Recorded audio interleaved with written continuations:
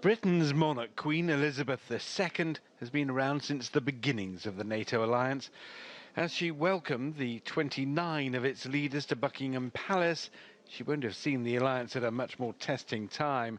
This summit's meant to be all about celebrating 70 years of NATO, the biggest and longest-lasting military alliance in history. The reality?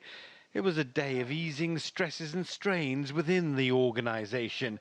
You know you've got a problem when the leaders of two of the most powerful NATO members get into a spat over whether the alliance is strategically, quote, brain dead, a reference to Turkey's unilateral incursion into Kurdish-controlled Syria. Nasty, said US President Trump, and the sniping didn't stop there. Would you like some nice ISIS fighters? For me, the very first objective in the region is to finish war against ISIS. And don't make any mistake. Your number one problem are not the foreign fighters. This is the ISIS fighters in the region. And you have more and more of these fighters due to the situation today.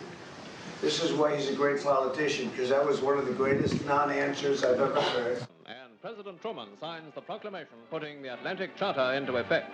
NATO, the North Atlantic Treaty Organization, was founded as a force to stop further expansion of the Soviet Union.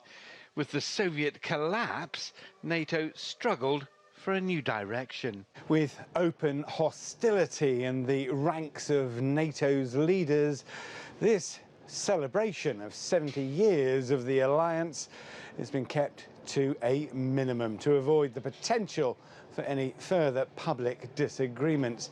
The future strategic direction of the alliance being left for another day.